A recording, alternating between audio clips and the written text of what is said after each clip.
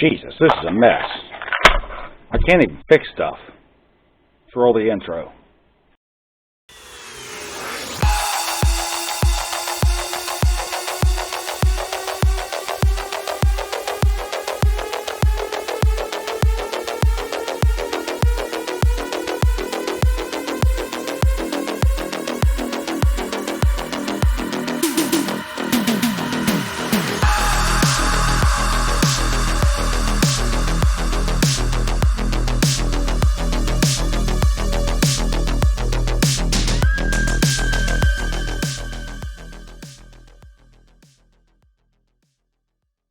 What is up, you guys? Welcome back to the channel. So, this video, I kind of ended up recording it in two parts, which I try not to ever do. But one of my lights, my floodlights that I have here, the other day died on me. And when I say it died on me, it sort of died and then I sort of broke it. So I use, and I don't remember the name of the company off the top of my head. Give me one second. Yeah. Vijim. They're soft box lights. They're LED soft boxes. They're kind of user selectable for color. Color range and all that good stuff. At any rate, there it is. There's more parts of it. At any rate, so the off switch, this guy right here, stopped working. And so I went to take this apart, which it comes apart pretty easy, but I couldn't figure out quite how to get the on-off switch off of the stupid thing, and I ended up just ripping it off because I didn't know any better, and I was stupid. So I had to order these guys, and they just showed up last night, and so I thought, since the wife had to run to the doctor and I was kind of home watching kids and I had some doctor stuff to do, we kind of scheduled it all at the same time, that I would, while I was waiting on her, I would go ahead and do this.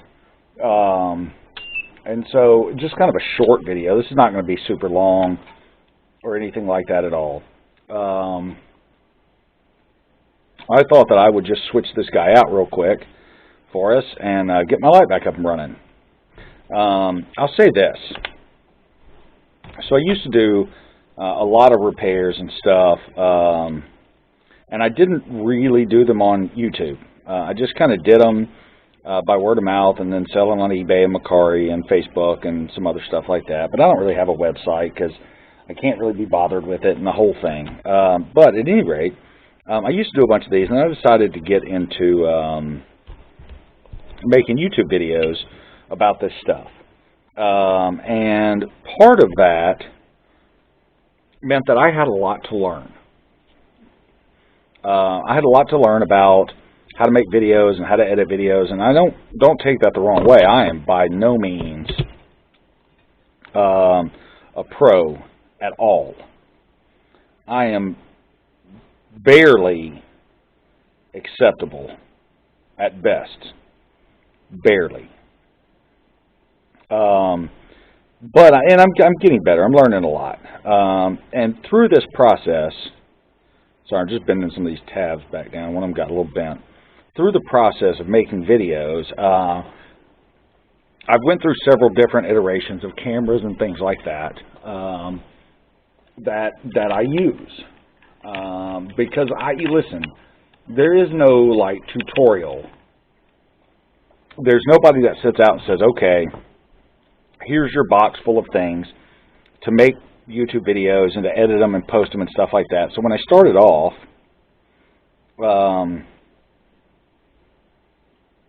all I really had, I had a really cheap little camera, a really cheap little GoPro knockoff that I had, and I didn't have any lights. I just had my little lights here and whatever light was in the room, and that was kind of it. And as a matter of fact, this is I use him sometimes, occasionally. It's a Dragon Touch 4K Ultra little GoPro camera, and I got it on a little mount over here and whatever. that's what I used to start with. And then kind of as I progressed, and I learned kind of moving into things, what worked and what didn't work and what was going to work and what didn't look good. And, you know, again, I'm still no professional. But one of the things that I learned right off the bat was I needed a computer, a serious computer, something that would do some serious editing for me. So I bought one of those, my Lenovo Legion 5.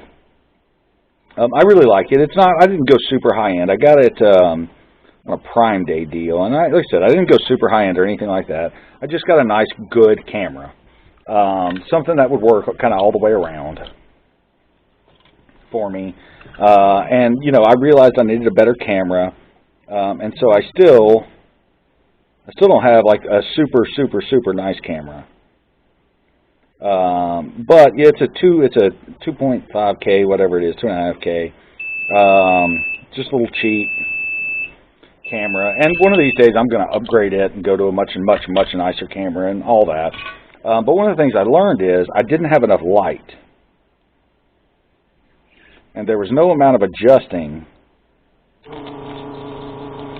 that I could do in the edit to make the video look good. If it's not right, it's not right. And there's no amount of, you can't, it's not like you can go and add brightness. I mean, you can, but you really can't, you know. And so I was just kind of making do, you know, with what I had and all the rest of it.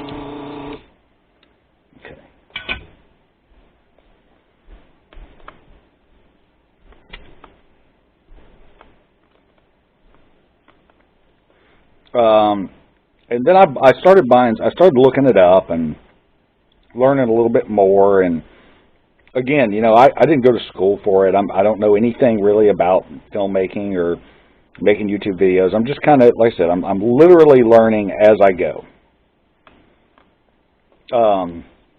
What I do know about is fixing things. I'm pretty good at that. I wouldn't say I'm great at it, but I can generally fix just about anything, or at least I can fix it until it's broke, you know, until it's good and properly broke, not just part of the way broke, all the way broke, you know. But one of the things that I definitely needed were these lights, and so I bought a bunch of these little cheap softbox lights. And I say cheap, they're $30 a piece. And I bought like 3 or 4 of them, and they're good. They're really good. They've got a built-in battery, so you know I don't have to keep them on charge all the time and stuff like that, which is great. You know, that's all really good stuff. Because you don't want to keep you don't want to keep anything sitting on charge. Now, having said that, I do keep my camera plugged up and charging. It's on constant charge, and I do that for a lot of reasons, but most importantly, the reason that I do it is just to make sure that it's fully charged when I go to sit down to record something. That being the most important thing is that the battery has charge and can be used. So I tend to keep that guy on charge. Other than that, though, I try not to charge anything I'm not going to be using. Notice I'm not even cleaning the flux off of this. I literally don't care. It was cheap. It was really cheap. I really don't even honestly care if I get all the correct screws in the correct places and stuff like that. I'm not super concerned about that. So long as it screws back together, that's really about all I care about. But so in using these and turning them off and turning them on, because you don't want to leave these guys on all the time. They draw a lot of electricity, which would mean leaving them on charge constantly, which is something you don't want to do if you can avoid it at all.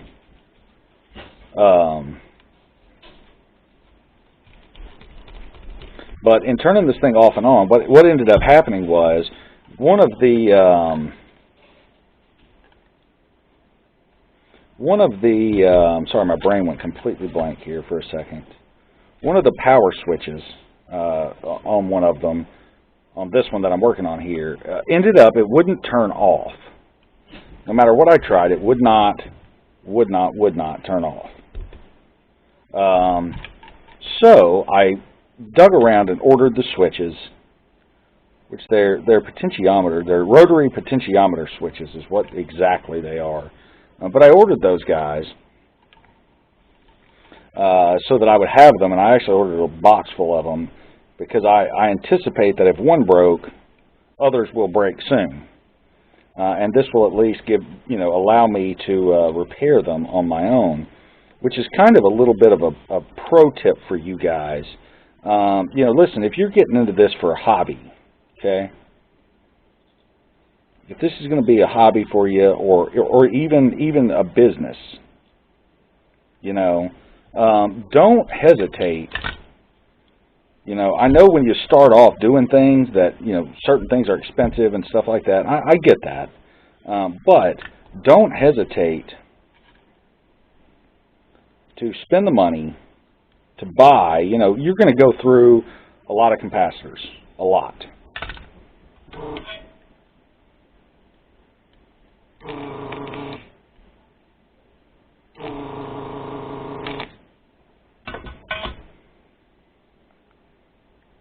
Get some fresh solder down here.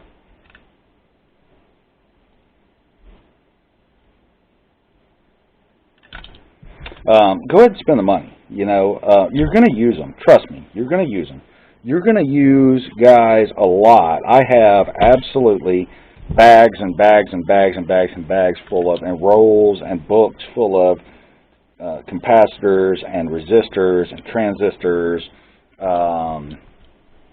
SMD stuff, LED stuff, just tons and tons and tons of it. And you're going to, again, this is not, if this is going to be your hobby or you're going to do this to make money or whatever else, guys, go ahead and, like I said, just spend the money. You're going to use it.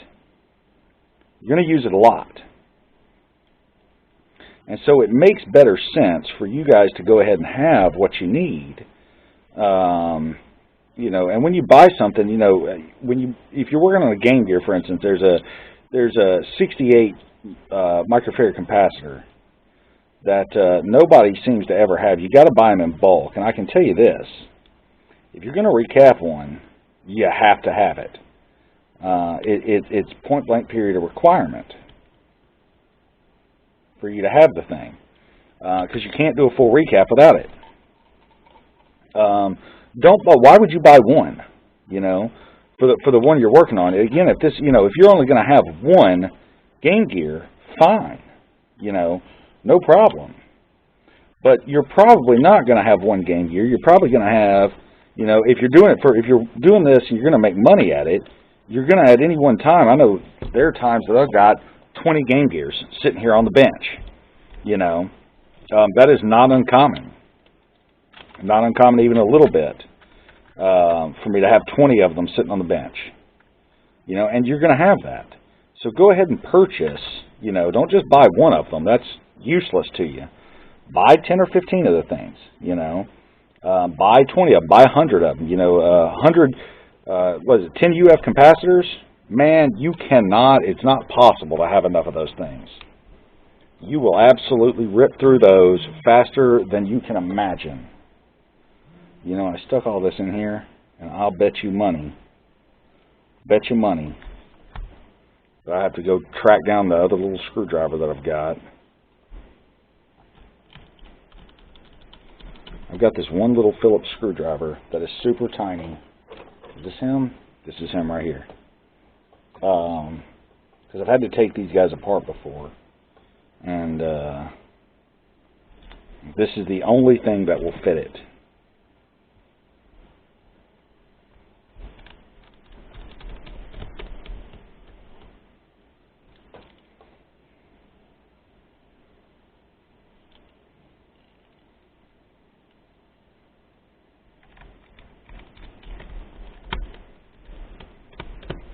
Now, what I didn't know when I did this, when I originally took this apart and all that, I did not know what the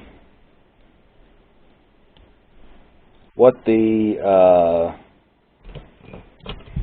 the word I'm looking for? What the resistance range was for this. Nothing said what it was. It wasn't labeled, and so I don't really know.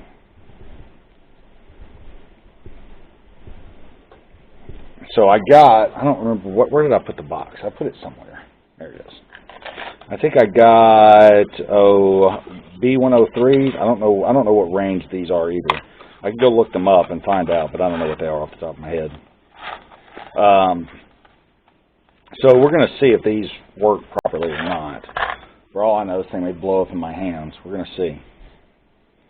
First thing we're going to do is put our little switchy covery thingies back on here.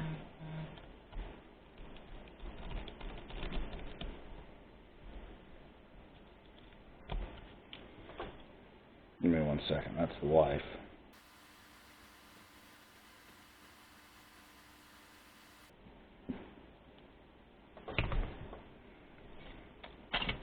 Sorry, the wife's at the doctor. She just texted me something.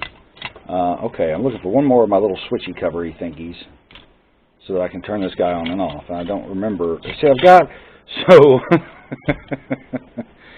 so I start. You see, I start videos, and you guys have heard me say it on my channel before. I'm not a big fan of the whole, you know, go ahead and make the video and then.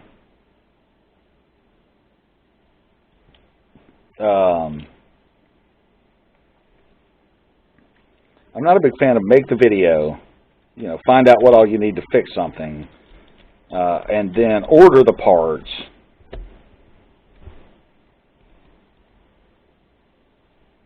Oh, there we go. Look at there. Cool. So I'm not a big fan of that.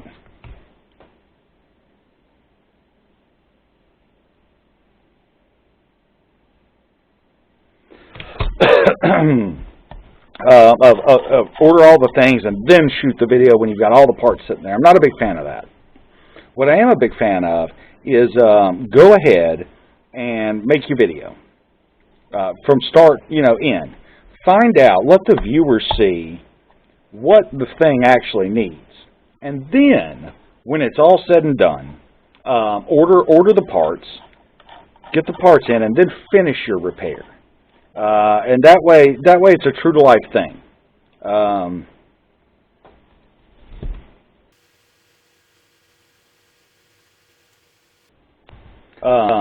Sorry, texting the wife back.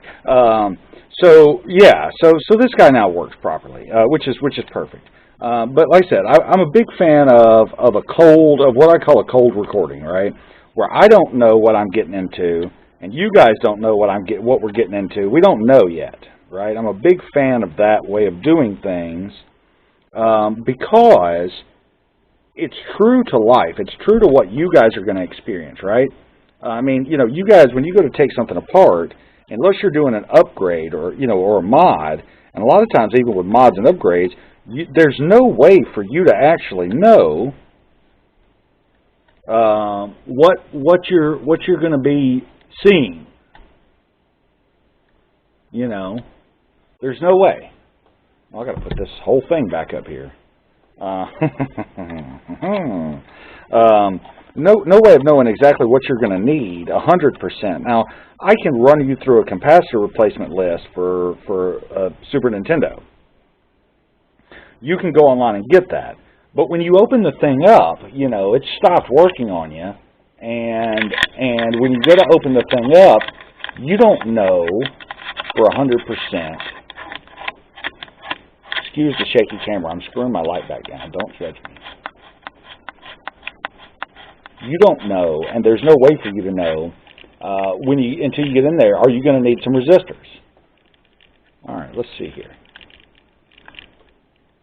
Much brighter, much better. Cool.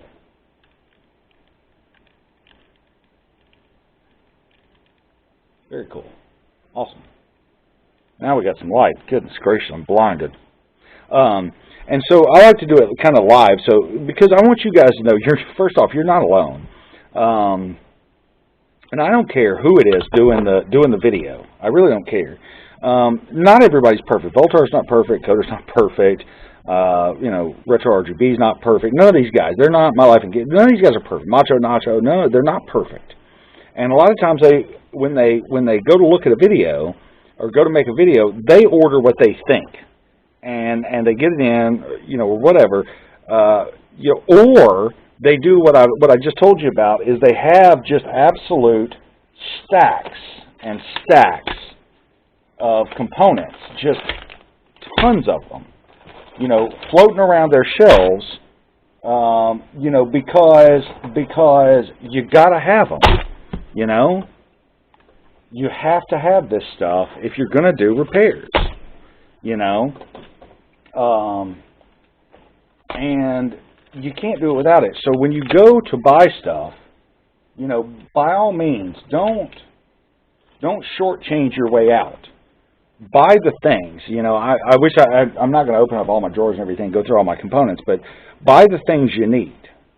Buy the things you're going to need, so that you can do the repair properly and have everything there that you need when you need it, versus the other option, which is, get it and then, or get the thing in that you're going to repair and start working on it and do what I do on video, which is, then pause the video, go buy everything, wait for it to come in, and then put it all on. A lot of these videos I can do off the top of my head. I can, at any moment, I can break out any vintage game console and do a full recap because I have all those parts.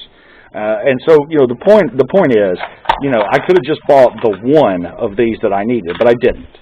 I bought a box. And, today's lesson, for what it's worth is, buy all that you're going to, buy extras, buy spares. You're going to use them.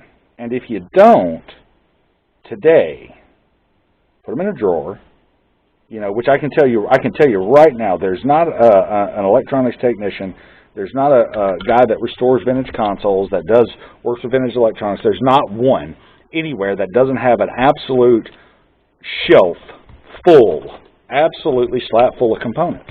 We all do. And that's just something that you'll build up to. At any rate, guys, if you like this little quick video on how to fix one of these lights, give me a like, subscribe, share, do all that good stuff, man. I appreciate you guys hanging out with me and checking this video out. And we will definitely, 100%, see y'all on the next one. Thanks for watching, guys.